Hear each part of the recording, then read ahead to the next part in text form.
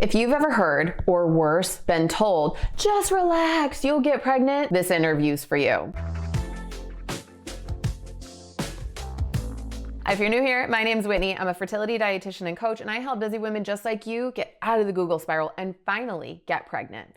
And today, I got the chance to sit down with Cara Lennon, fertility mindset and energetics coach, and she is breaking down the role of the nervous system as it relates to your fertility and why chronic stress is a problem, but just relax and you'll get pregnant is not the answer. Let's get into it. Welcome, Cara. I am so excited to have you here and share your infinite wisdom with us. I got the chance to work with you a little bit a couple months ago when you did a spot for my Fertile as Fuck program, and it has gone gangbusters. Your masterclass is fire. And I'm so excited to get a little bit of a peek of that in this recording here today. And so I'd love to start out. Just tell us who you are. Where are you from? Okay, amazing. Thanks, Whitney. So nice to see you again.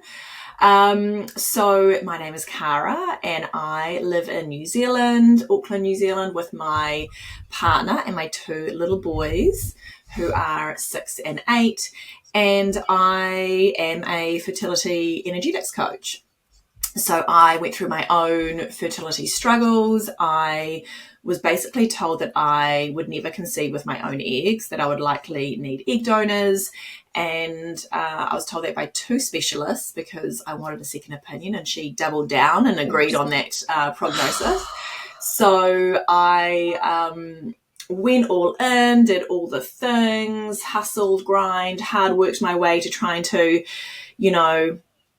get my fertility up and running and have my own babies, and really hit burnout big time. And so I really changed the trajectory of my fertility journey and how I was approaching it, and went on to conceive 2 babies with my own eggs at 35 and 37. So I knew after that happened that I absolutely had to work in this space and teach other women just how much more influence we have over our fertility than what we've been led to believe, and really showing women how it doesn't have to be a hustle and grind, hard work, perfection type project. It can actually be a lot easier. We can make it easier. There are choices we can make to just take the pressure off, which in turn actually optimizes our fertility. So that's kind of it in a nutshell. I have so many things I want to talk about. So first, I already know, just being in this space and having gone through fertility journeys, each of us, there are definitely people who are going to watch this that immediately go, oh, great, she's going to say, just relax and I'll get pregnant. And be turned out, like, if you're feeling like that, you're completely understandable. Can you talk a little bit about that? Because you use the term burnout and hustle, and this is a term, those terms come up constantly in my own practice. And so I would love to hear from an energetics perspective what that is, like what that does to your fertility. Yeah. So I'm not going to say just relax, just FYI, so keep listening, because I know that. Please don't turn it off yet. Yeah, this is not what you want to hear, and I'm not going to go there.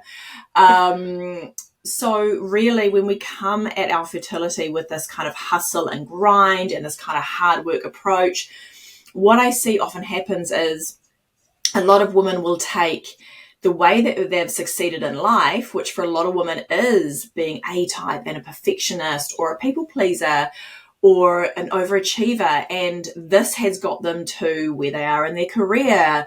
They've bought a house, they've met the guy, they've ticked all these boxes, and they have achieved in life. And through this approach, they're winning. And so when we get faced with this huge challenge, when we receive a fertility diagnosis or we have symptoms or things aren't happening as quickly as we would like, we will often automatically bring all of these, personality traits or this approach into our fertility journey because we don't know any different. Yeah. So when there are people out there saying, just relax and, just need to take things off your plate, just go on a vacation, it'll happen when you least expect it. Open up a bottle of wine. Yeah, just all those things that, of course, we've not thought of ourselves. It's not as easy as that. And the reason it's not just as easy as just relax is because these patterns are actually hardwired into our nervous system.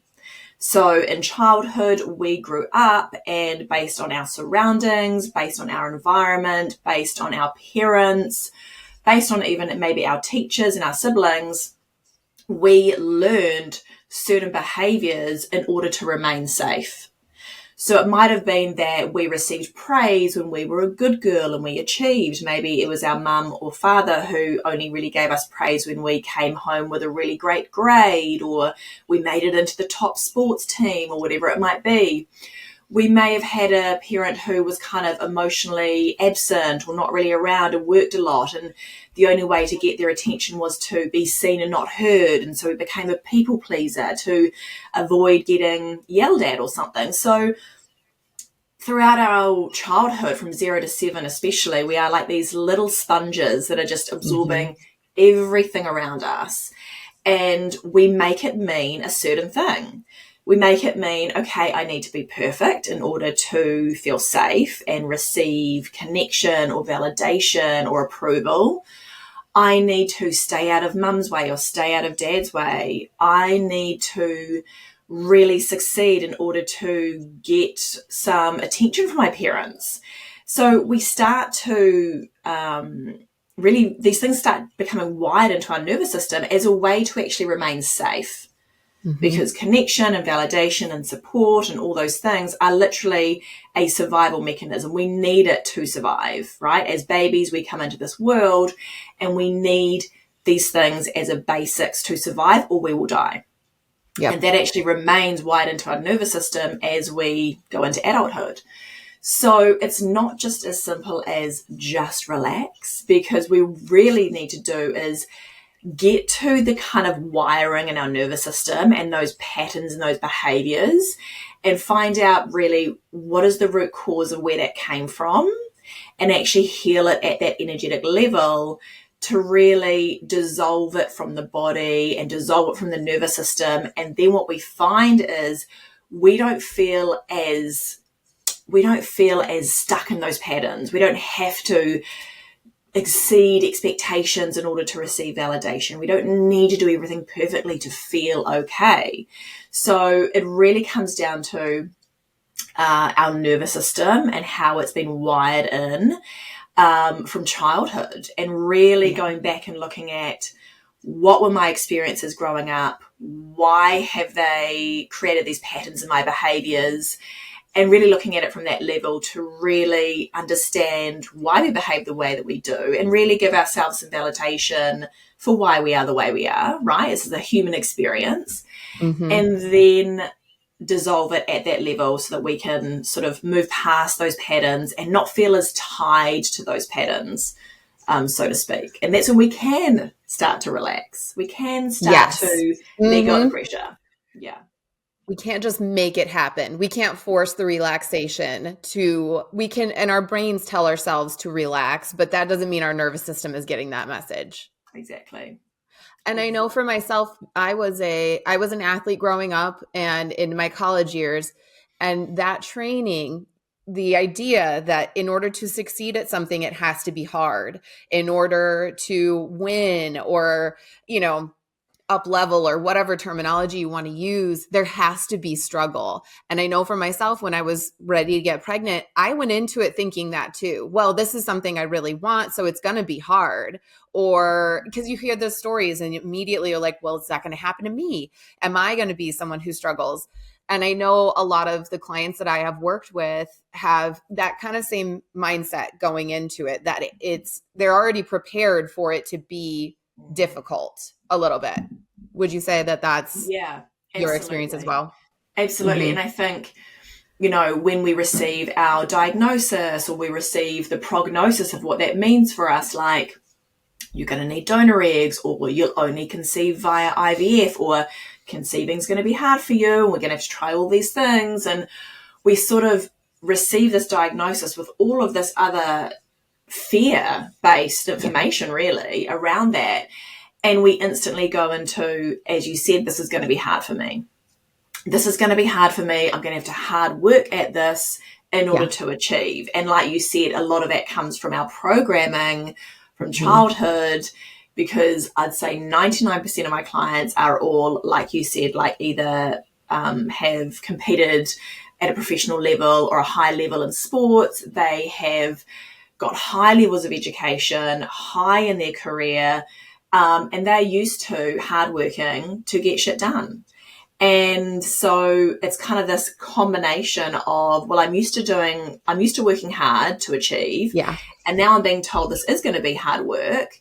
And so we kind of wire more fear into our nervous system, because every time that we make a decision based on fear and based on, well, this is going to be hard, so I need to overwork at this, every time we do that, we're wiring more fear into our nervous system.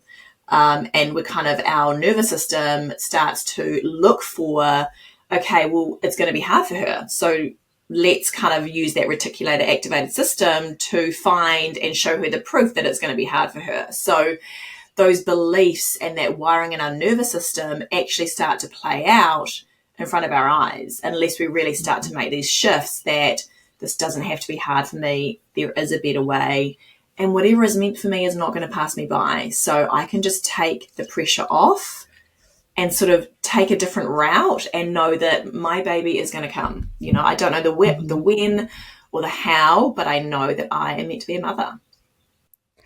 I love all of this. Can you expand a little bit about the actual connection between the nervous system and your fertility? How the belief system can impact, because from a biological standpoint, it's not just a made up thing where your beliefs impact, like dictate your future or whatever. There is actual physiological things that are happening when your brain is in that mode. Can you expand on that a little bit? Yeah.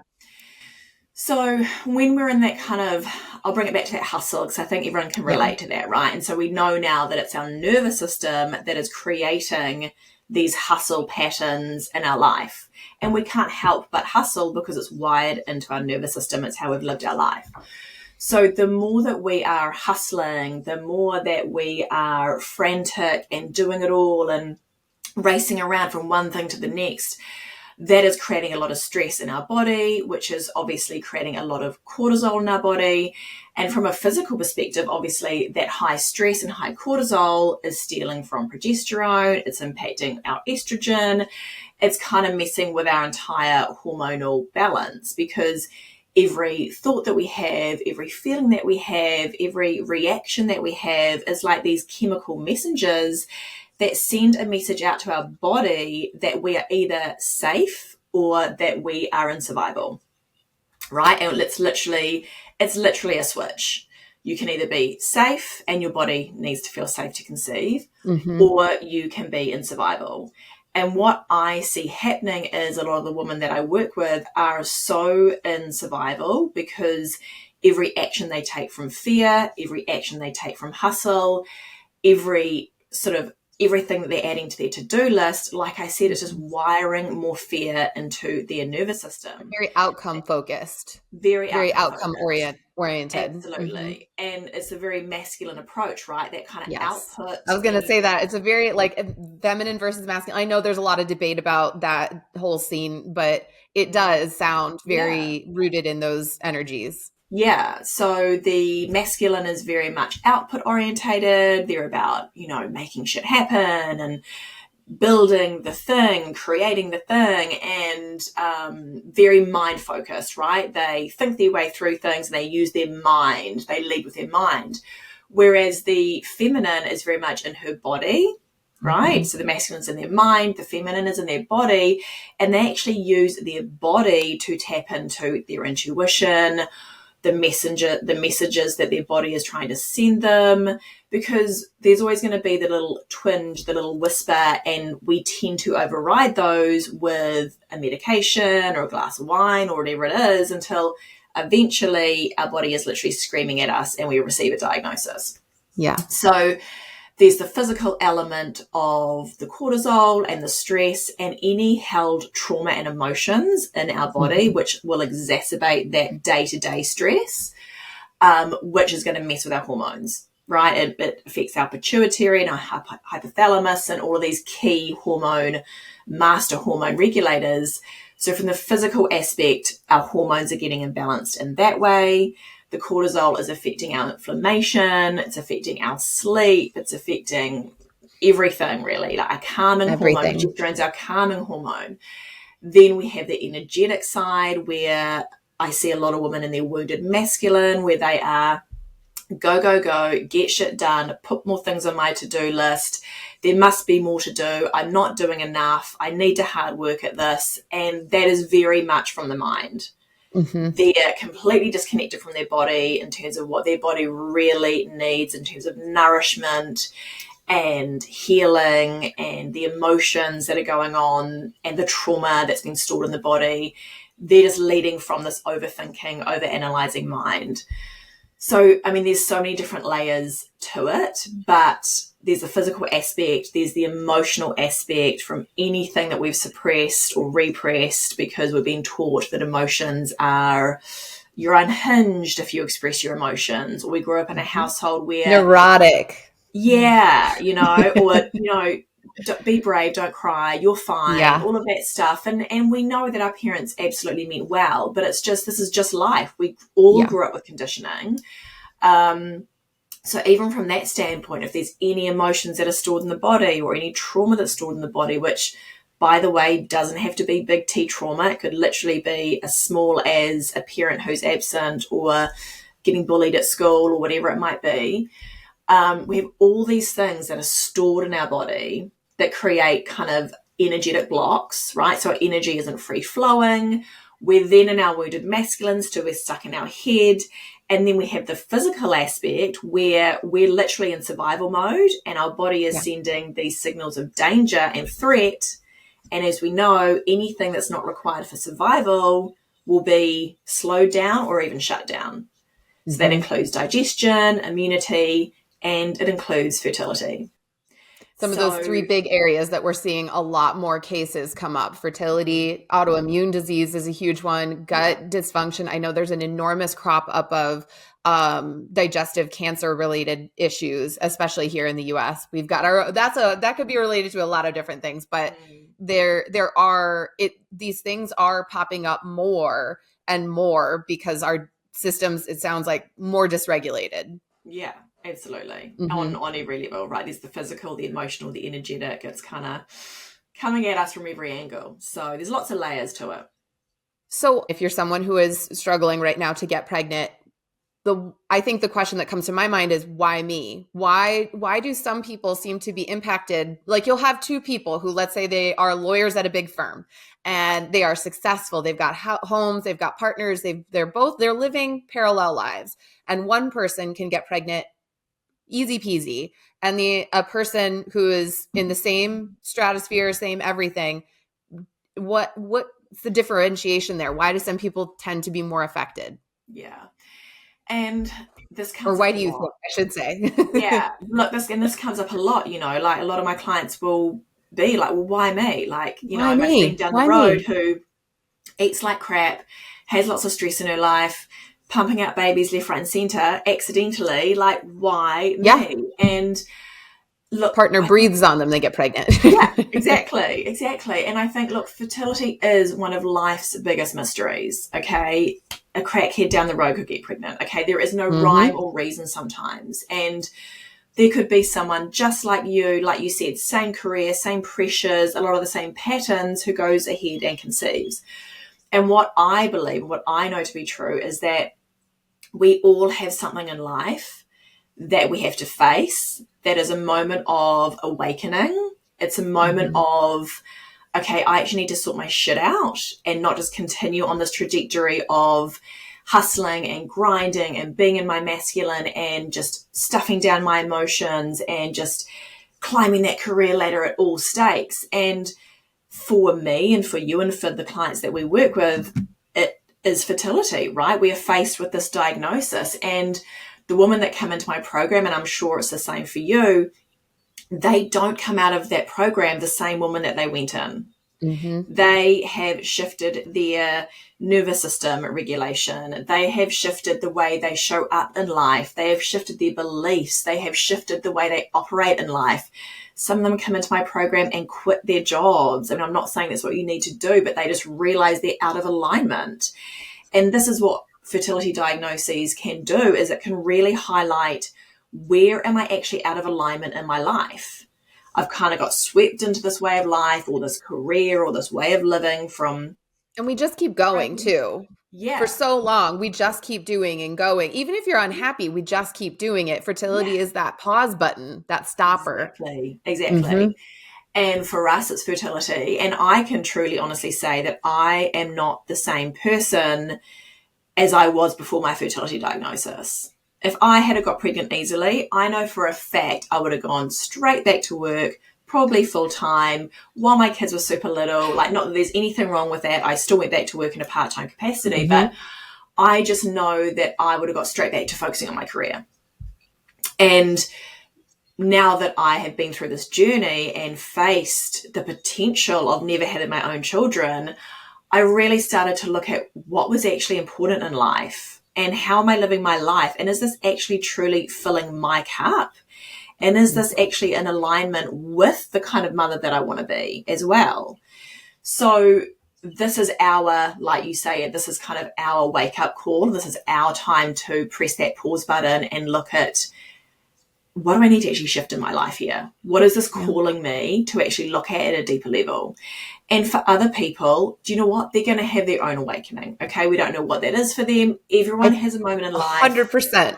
You know, I'm just like sitting here nodding the whole time. Like, yes. You know, we don't know what that's going to be for them, but they will have their own moment where they have to really go inside and look at their own life. But for us, it's fertility, and we get to have this experience where we get to change the way that we show up in life, get to change our hustle and grind mentality, and get to move more into alignment into what our heart's desires are and the kind of mother we want to be and the kind of life we want to have for ourselves and our family. And it's like, when we do this kind of work, we get to like clear out that energetic junk that's still in our system, and we get to clear that out and become more aware of these patterns we've carried with us, and actually go into motherhood and not put that shit on them. You know, we get to clear this stuff out now and then not put this shit on our children, and become the most, like you say, the most aware and conscious and more in tune mother than we ever would have been if we'd just got pregnant easily. And like you said, that's probably going to be unpopular with some people, but it will be the truth. And it's okay if it's not resonating with you. It is okay to not like that. Especially if you're in the middle of it. A lot of this stuff, I get a front row seat to a lot of these experiences. You get a lot of front row seats to these experiences. It's a very different thing to watch and guide versus being in the middle of it. You might not feel all peaches and roses right now. That's okay. Yeah. And like, even through it all, like, yes, you know, we work with women and we really share the tools and the practices for them to shift in a better space mentally and physically and emotionally. But, you know, we have been through it, we've come out the other side, so we can speak to it. But we're not also saying, hey, this journey is going to be like tickety-boo, everything sunshine and rainbows. Like, it's all about, yes, you can have a shit day and cry and feel sad. Like, we want to express those emotions out of our body. We don't want to store them in our body. We don't want to hold them in. This is not about skipping through our fertility journey, feeling like everything's going to be, you know, perfect because we're working with a coach. It's actually about honoring our humanity and giving ourselves that permission to express all of those emotions, because they are all perfect and they're all coming up for a reason. And then having the tools and the practices on the other side of that to express that, and then shift and move into the next stage, into the next step, into the next decision, whatever that might be. Okay. So that's a really good kind of leeway into, let's say someone's watching this and they are in that hustle culture. They're maybe in a job that's not aligned. They are doing more and being more, and they're trying to relax and they don't know how to do it. What are some steps that you would suggest taking? Do you have any kind of tangible things that they can do? Yeah. I mean, we do. We really unpack this inside of my programs with my clients. But for someone watching this, I would say a great first step is really just to get out your journal and really just to start getting this out of your body, right? So start writing and just free writing, right? Pen to paper. I was going to say, do you have a structure to your writing suggestions? It's more just like, do you know what? Just get it out. I'm going to give you some kind of like maybe some journal prompts, some general journal prompts, but it's like, get your journal out. Don't write perfectly, just pen to paper. Don't overthink it. Just free write. It's almost like a word vomit. And I would just set your timer for like 10 minutes, longer if you can, and just write on, where am I seeing this hustle come up in my life? How am I experiencing this hustle in my fertility journey? And then the next piece you might want to write on the next day might be, where does this hustle come from? Like, what's my earliest memory of feeling like I needed to be perfect or feel like I needed to hard work and achieve? Where did that come from? What are my memories around that? And then the next day it might be around, when I feel this kind of just this strong need to hustle, right? That I can't relax and slow down. I have to hustle. How does that feel in my body? Like, where am I feeling that in my body? Because normally there'll be a tension. I often, if I can see it creeping back in, I will feel it in my shoulders. Yeah. Do you feel it in your chest? Do you feel it in your shoulders? Are you feeling it in your jaw, in your stomach? Do you feel queasy in your stomach? Are you tight in your stomach? Are you taking shallow breaths? Because these are all the ways your body is communicating to you that you're not in alignment, right? The tension, the stress, the shortness, the shortness of breath type feelings we can have is our body communicating to us. And this is why when I said before about the feminine needs to be in the body, because if we're not in our body, we're not even tapping into these messages that our body is trying to give us. So I would really just start, I guess, building that awareness piece through journaling. Like, where is this coming from? Where do I feel this in the body? How am I bringing this into my fertility? And that's just really to bring more awareness to how this is playing out. And then we can shift it into, if you've done any inner child work, I would even maybe, connect that little girl inside of you who felt like she had to hard work her way at school so that she could come home and show her certificate to mum and dad to get their praise, and that really made her feel validated and connected. I would really start connecting with that inner child, because that little girl is still inside of us, that little girl that felt scared or fearful or felt the pressure to perform or felt like she couldn't express her emotions.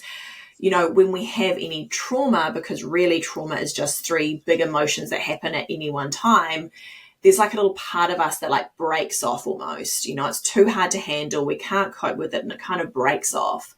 So that little girl at all those little stages, she's still inside of us, and we kind of need to reintegrate her back into our being, rather than seeing that as like this separate experience. And that's just my personality. It's just how I am. Well, it's not. It's actually how we've been conditioned and programmed, and we can reprogram our nervous system. So I would almost just connect with that little girl, whether it's through journal writing and writing her a letter, letting her know that she's safe to just be, and she's safe to express her emotions, and she's safe to, not be perfect, and, that her parents love her, and just really connect with that inner child and let her know all those things that she needed to hear as a little girl, where she didn't hear those things or she didn't receive those things. That's some of the kind of deep work that I do in my program. But it's a concept that I think a lot of people are learning about now around that reparenting and that inner child healing, because we bring a lot of safety and comfort to ourselves when we dissolve that shame around any of our patterns, and any of our programming. So I would just start to unravel it in that way. And I think journaling is so underrated, because journaling is literally a way to get our emotions out of our body rather than it being stored in our body that creates those energetic blocks. So I would really just start to intuitively start diving into, where does this come from? What is my earliest memory? Where am I feeling in my body? How do I want to feel? How would I love this journey to feel for me? How would I love to experience it?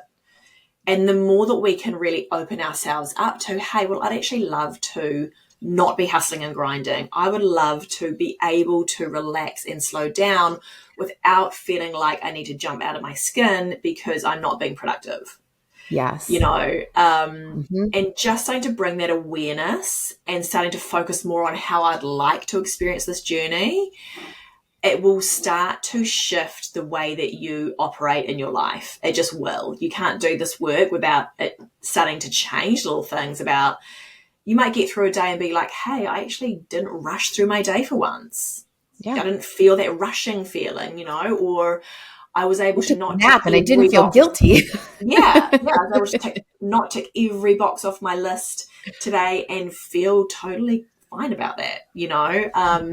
So I think it's really, the first step is absolutely just building that awareness piece, because that in itself will start to dissolve some of the shame and dissolve some of that programming around why we're so stuck in that hustle kind of mentality. Yes. Well, and okay, I need to backtrack just a little. Is there a way, because I've worked with a lot of people who aren't even aware that they are in the hustle, that they aren't even aware that their nervous system is maxed out, or they're not aware at how would I word this? They're not aware of how often they say yes, that they almost never turn anybody down if they need a favor. They are never setting good boundaries. So for someone who is completely unaware, are there any signs that you look for where you're like, oof, that's a Yeah. lot? Yeah. Yeah, I think, and I'm sure that this video is also going to be like, there's going to be some light bulbs going off for a lot of people. Yeah. Because I know when I start talking about this kind of hustle mentality with my clients, they're like, oh, yeah, it starts to kind of connect the dots. But I would say some of the key things that I see is the hard working, the overachieving, the people pleasing, and the perfectionism, right? That sort of A type Mm-hmm. perfectionism. And I think people can quite easily relate to those. They kind of like, oh, yeah, I'm a people pleaser. Oh, yeah, I know I'm a perfectionist. I think people can relate to those kinds of things. I would say perfectionism, people pleasing, and high achieving are three key things that I see with all of my clients, because Same. what those things do is we are making, and we're kind of taking action based on the fear of not being perfect, or based on the Mm-hmm. fear of people not liking us, that's the people pleasing, or based on the fear of not getting the validation from our colleagues or our boss or our whatever it is in terms of the overworking. So all of these kind of patterns that we play out in our everyday lives, that is what is driving that hustle mentality. That's what's driving that survival state in our body. It's driving chronic stress in our body. And it's driving that kind of rushing through life, rushing to get through the to-do list, being very overthinking, overanalyzing, very in our head, trying to kind of think our way through every scenario, and very disconnected from the body. And that's something that one of the first things I do with all of my clients is actually like, are you even connected with your body? Can you actually read those signs from your body that is telling you that you need to slow down? That tightness, that queasiness, that, clenching in your throat, the jaw, that tight jaw, because most of my clients are so disconnected from their body that they can't even tap into what needs to shift and change, because the body Mm-hmm. is what is, even to take action from intuition, that comes from the body, right? It's not from the Yep. mind, it's all in the body. So those are some key things that I see, and hopefully that's setting off some more light bulbs for anyone watching this, that those key traits will basically tell me that you are hustling and that your Mm-hmm. nervous system is dysregulated. And if your nervous system is dysregulated, then unfortunately your fertility is in some way depleted. Mm-hmm. I love what you just said. You really boiled that down, making fear-based choices most of the time. The decisions and the actions that you're taking in your daily life are primarily fear-based to avoid something bad happening. I don't want to get fired. I don't want people to not like me. I don't want to, get unhealthy. I don't want to, like, avoiding something bad Mm. happening. Yeah. That was really powerful. Mm. I'm just sitting here. I could talk forever. Oh. I know. Um, do you so we've got some ways to observe it. We've talked about the connection between fertility and the nervous system.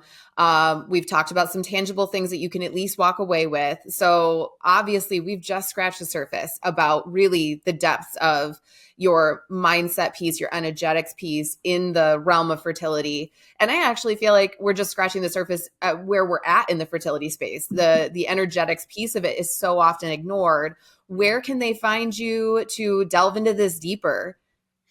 Yes. I think that like you say, the energetics piece is so important, right? This emotional, energetic piece, because any physical symptom or diagnosis, there will always be an energetic and emotional layer to it, right? So that's the kind of work that I love to do with my clients. And people can find me, I'm mostly on Instagram, so people can find me at Being Fertile, because we're all about being, not doing. Being Fertile _ with Cara. And also my website, which is just caralennon.com. I'll link both of those down below so that people can find it a little bit easier. I'm always like, wait, what underscore, huh? Yeah.